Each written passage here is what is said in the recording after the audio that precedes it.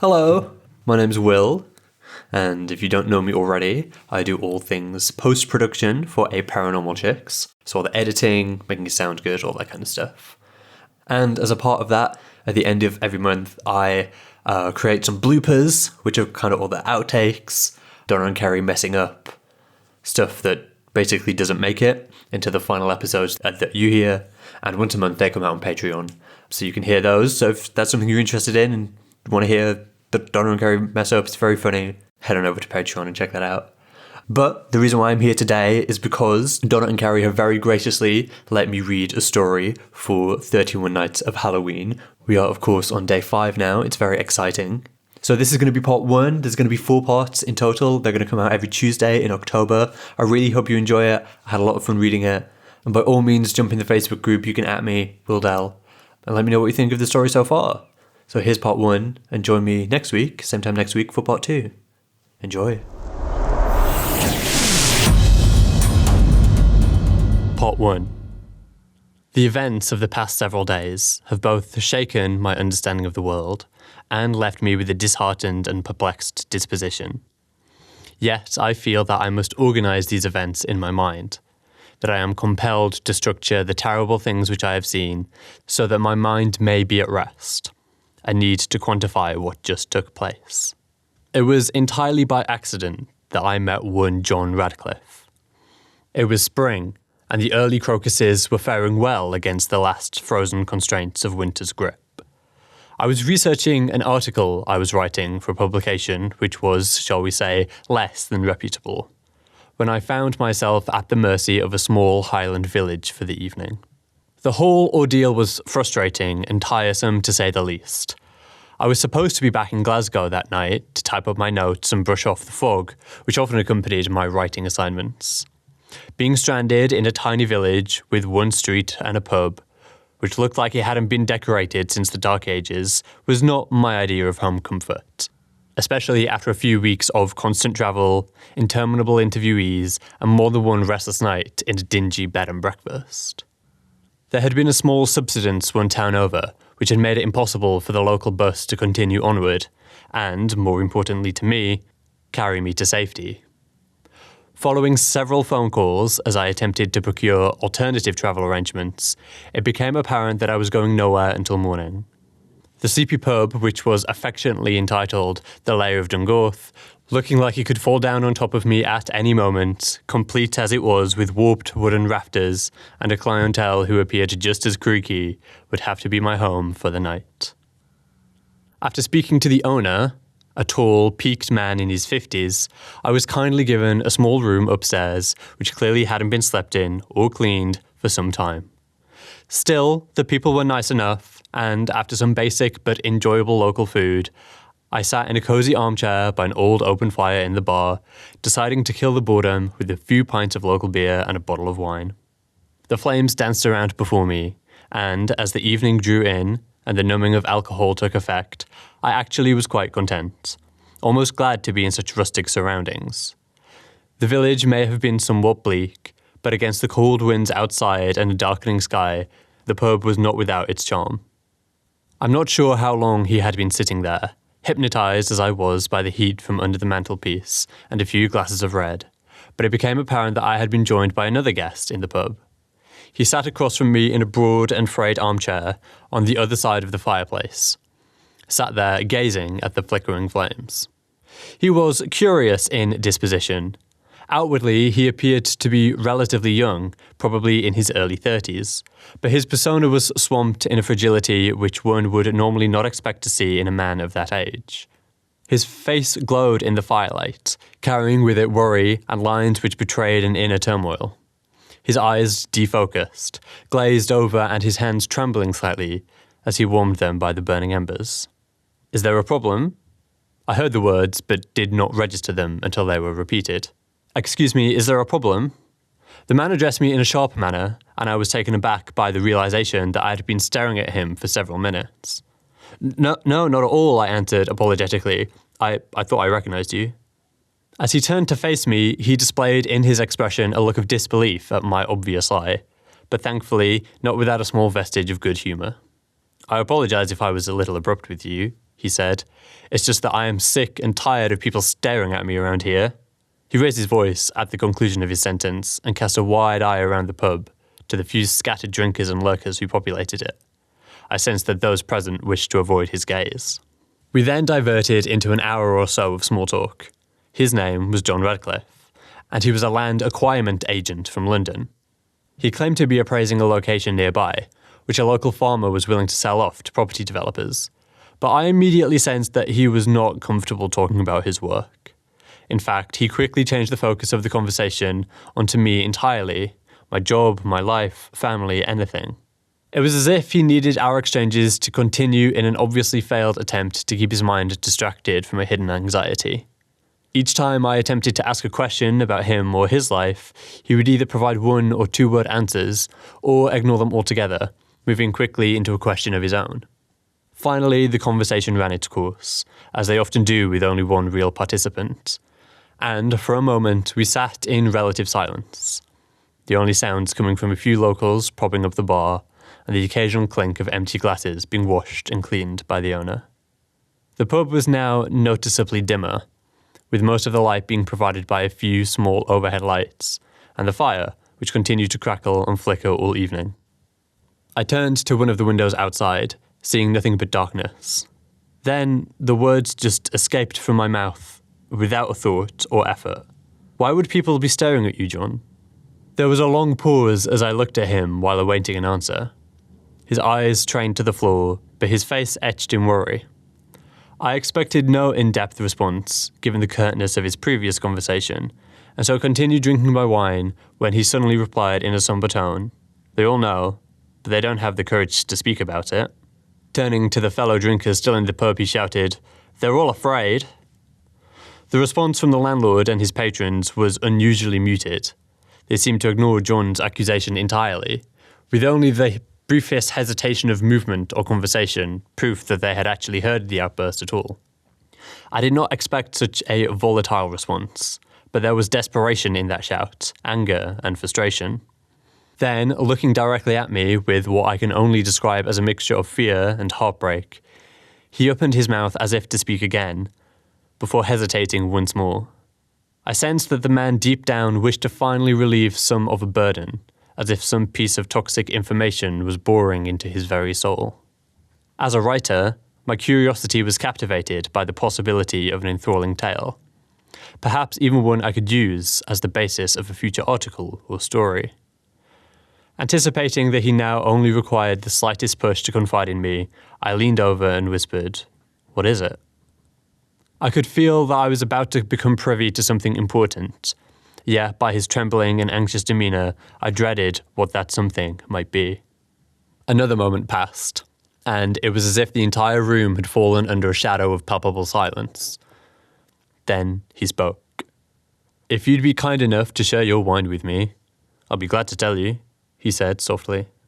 He did not have to say twice. I rose out of my chair and asked the bar for a second bottle and glass to share with my companion. There was a peculiar hesitancy as the landlord picked up both from the shelf behind him, placing them in front of me. As I returned to my seat, I knew those present were now watching me, and I felt in my bones that there was something uncomfortably stifling about their looks, shadowed accusatory glances steeped in fear. I poured a glass of wine, of which John drank in one gluttonous gloop, a sight I knew well was a man drowning a malignancy which burns inside. After pouring him another, I sat the bottle between us, waiting for him to tell the story. After looking down at his drink for a moment, he raised his head, staring intently at me as the fire crackled and burned. Then, as if exorcising a burden from his soul, he began. John had initially intended on spending no more than a few days in the village, even after travelling all day from London, and the evening bringing with it the bite of Scottish winter. He intended to get started as quickly as possible. The quicker he was finished, the quicker he'd be home. Working for a large property acquisition firm, it was his job to facilitate rich clients in their pursuit of land on which to build. The individual he was representing at that time was especially interested in buying some farmland with beautiful country view where they wished to build a large holiday home for their family. The location in question had recently been put on the market by a local farmer who had fallen on difficult times as the economy wilted. John was therefore hired to evaluate the land and negotiate a price based on the recommendations made by a group of surveyors who'd been there the previous week. After checking into the layer of Dungoth, he drove his car to the farm, which was only a few miles outside of the village. The entire area consisted of large, sprawling fields where crops were grown and animals grazed, a few patches of woodland, and the occasional river or bubbling stream. The negotiations were relatively simple.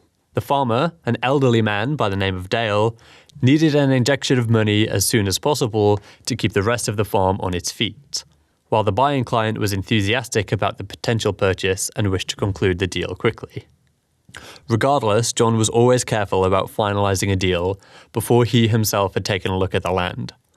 Over the years, he had developed a reputation for delivering exactly what a client wanted, without any nasty surprises after procurement, such as land subsidiaries or other planning difficulties. Although he didn't much enjoy the groundwork of surveying, he was well qualified to support anything which might cause difficulties at a later date. But despite this thorough attitude, he still hoped to be back in the city, perhaps as soon as the next day, all things being well. The farmer, Mr. Dale, graciously agreed to take him out to the land by tractor, and it was not without a slight feeling of remorse that John listened to the old man describe the history of the area, his family's attachment to it, and why it was so important for him to keep the place going. But business was business, and the money Dale would make on the 2 fields in question would provide him with a substantial windfall, hopefully enough to help him weather the financial storm. Night approached quickly, and John was delighted that the bumpy and uncomfortable drive did not take too long. After a short time, Dale stopped the tractor, pointing to the 2 adjacent fields he was selling.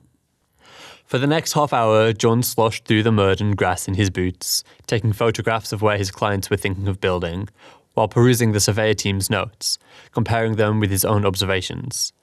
Dale did not wish to accompany him in the survey and so stood by the side of a gravelled path, watching forlornly. Finally, John had finished, but just as he did, so his eyes were drawn to a hill a few miles away, one which looked out over the entire area. It appeared to be uninhabited, with what looked like patches of woodland and grassland being its only distinguishing features. Despite its distance, the hill seemed to dominate the horizon, and without verbalizing it, he felt as though it was special or unique somehow. On returning to the tractor, he pointed to it, but Dale seemed unwilling to talk about that particular subject, answering any questions pertaining to it with icy silence.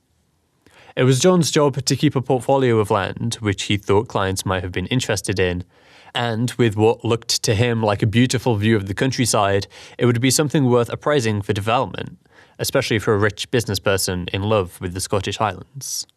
On the short journey back to the farm, John felt compelled to continually glance over his shoulder at the hill and was convinced that his professional instincts were telling him to investigate it more closely. After some annoying persistence, Farmer Dale eventually surrendered his silence and spoke briefly on the subject, with obvious disdain for the unusual landmark. When asked who owned it, even if perhaps Dale himself was the landlord, but at the mere mention of this, the farmer scoffed, saying only, "No one owns that place, and no one goes there neither." He would not say much else, but before John departed for the pub, the farmer placed a reassuring hand on his shoulder and advised him to leave the hill alone, that it was dangerous, and that he hoped he would never have to speak of it again. While Dale seemed to fear any mention of it, the overriding impression conveyed was that the old man was dominated by a profound sadness, one which was best left alone. As much as he was fascinated by the farmer's warnings, it was not the first time that John had encountered local superstitions, ones which, of course, he had never listened to. Otherwise, he might have lost out on a few good pieces of land or property through the years. The stories local would entertain him with always seemed to revolve around older, more remote parts of Britain. In the past, he had been told tall tales about abandoned houses which carried with them the stain of some murderous deed, or woods which should not be cut down for fear of what lived in them. But without exception, nothing untoward had ever happened. There was no solidity to the myths, and while he enjoyed listening to accounts of hauntings and strange beings which prowled the moors and open countryside, he had little time for them in his line of work. Such stories were a fun distraction, but beyond entertainment around a campfire, they served little purpose. Returning to the pub, he was tired and keen to get to bed, hoping to conclude any business the following day. But before he retired to his room, he decided to have a small nightcap at the bar. The landlord seemed amiable enough, and happy to have someone staying there, as the pub's location often left it quite empty. But his friendly demeanour altered drastically at the mention of the hill. Much like Dale, the landlord seemed reluctant to give any detailed information about it, and provided his own words of warning, citing bad ground as reason enough to let it be. Whispers came from the darkened corners of the room, as locals seemed perturbed by John's questions. No one approached him, but he was well aware of their discomfort.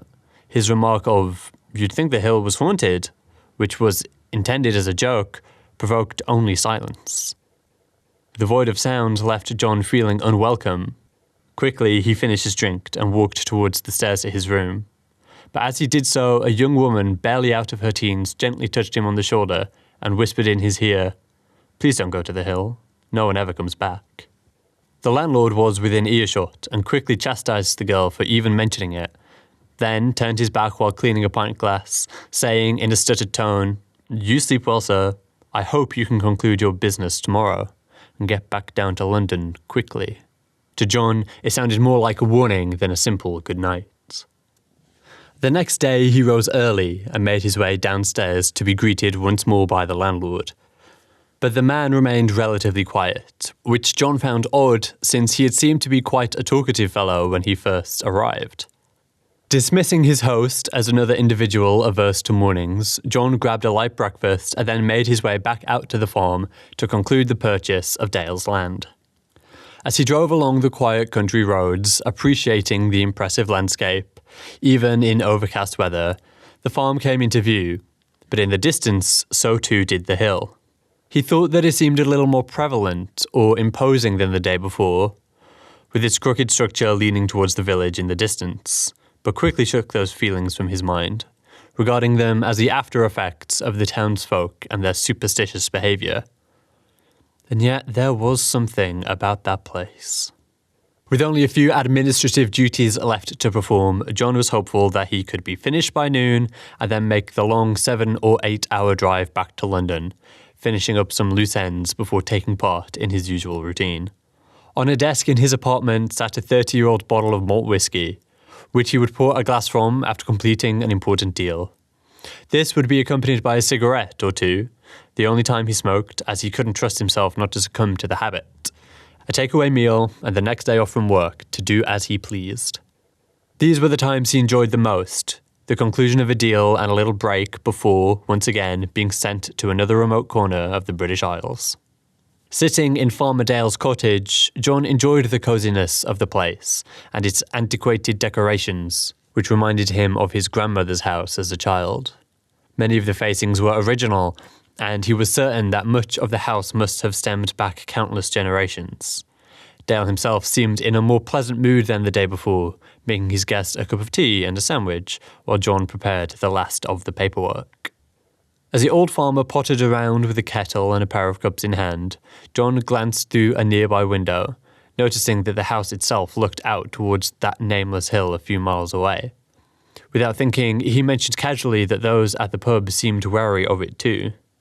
On giving John his tea, Dale sat down at the opposite end of the kitchen table, stirring his cup thoughtfully. There was another silence, similar to that of the evening before, and despite the cosy surroundings, John once again felt uncomfortable. Then, eventually, that unsettling feeling gave way to annoyance. Why should he not simply ask why people were so afraid of it? These were just superstitions, and it was madness to think that in the modern age, people could still be swayed so easily by simple stories. After toying with the idea of remaining quiet, John finally broke the silence. "Mr. Dale, I don't mean to be rude, but ever since I arrived in the village, people seem to be acting strangely about that hill. They treat me like I've committed a crime just by mentioning it." "Perhaps you did," he replied. "Perhaps you shouldn't have mentioned it at all, son. With all due respect, I just wanted to know who owned it, as I thought it could be good for the area and exciting property development." "Property development," Mr. Dale scoffed. "The only thing that should be done with that place is that the ground be sown with salt." "It's just a hill. Just a hill. The old farmer trailed off for a moment, looking out of the window towards the uncomfortable subject of their discussion. Mr. Dale, John said, this time more softly, I've been to many scenic locations around the UK. I know that some areas have stories, they get a bad name, or just seem a little frightening, but in my experience, I've never come across any of them that could be put down to simple superstition. I'll even prove it. Prove what, lad? Said Mr. Dale, suddenly apprehensive. I fancy a stroll before I head back to London. I think I'll take a look. Standing up abruptly, the farmer appeared now more anxious than angry. His upper lip quivered, and he had the appearance of a man who had been holding a destructive amount of stress from the outside world, just waiting to be vented. You mustn't go there, he shouted. Please, Mr. Dale, I don't mean to offend you. John's thoughts now turned back to the deal at hand, and with nothing yet signed, he did not wish to jeopardize it with his curiosity. How would he explain that to his client? The old man slumped back down into his seat as his eyes glazed over, as if fighting a losing battle against an onslaught of terrible memories. I lost my son to that place, he said, trailing off. Oh God, I'm terribly sorry, Mr. Dale. Please accept my apologies. Let's just forget the whole thing. No, it's not your fault. The old farmer smiled across the table with a sorrowful countenance. No one talks about my boy. I'm not allowed to. The locals think that just speaking about him and the others will somehow bring more misery down to the village. After a brief pause of contemplation, he broke down, saying, He was a good lad. We're not built to lose our children. Burying his head in his hands, he began sobbing uncontrollably. John did not know what to say. He could only offer, I'm so sorry. Is there anything I can do? Wiping the tears from his eyes, Dale sat back in his chair mournfully. After a few deep breaths, he composed himself and then spoke, his voice quivering with held-back emotion. No one knows when it started, and no one knows why. What started? Asked John, his compassion now overpowered by his curiosity. I grew up in this village, and even when I was a boy, people didn't have a clue. Sure, they talked about old stories, about a dispute between two powerful families which went back hundreds of years. Dale leaned forward, scratching the greying stubble on his chin, before continuing. But no one knew their names, at least no one who was willing to talk about the hill. The deeds to that land are probably sitting in some solicitor's safe, with the owner living the high life somewhere, unaware of the price we've all paid. Surely there must be a record of the owners. I'm sure there is, lad, but you won't find anyone around here who wants to know. Over the years, the odd person would ignore the warnings and venture up there. Normally, kids daring one another to have a go. But they never come back. Dale shuffled in his seat uncomfortably as tears began to fill his eyes once more. My boy, he didn't listen. And just like the others, he went up there and he was gone. Surely you went after him? Asked John in disbelief. Yes, I did. I tried to go up there, but as broken by grief as my wife and other children were, they pulled me back from the foot of the hill. They knew it would take me to. So, your own son could have been up there, hurt, dying, and you didn't go up after him, all because of a stupid superstition. The idea that myths and lies could have resulted in a young boy's death enraged John, yet he felt ashamed of himself as soon as the words left his mouth. Dale suddenly flew across the table, grabbing his now unwelcome guest by the collar, battering him against the old stove. Who do you think you're talking to? Dale screamed, his voice shaking John to his core. For an old man, he was still as strong as an ox. For a brief moment, he thought that the farmer was going to hear him, but then, just as quickly, Dale relinquished his grip, turning his back. When you have 3 other children to feed and a wife who would be heartbroken, you'd think twice about going up there too. Besides, a few of the boys from the village helped my wife, and well, no one would let me go. Not because they cared about me, well, maybe some did, but mainly because they live in constant fear of that place, of what's up there, that it might come down and pay us all a visit.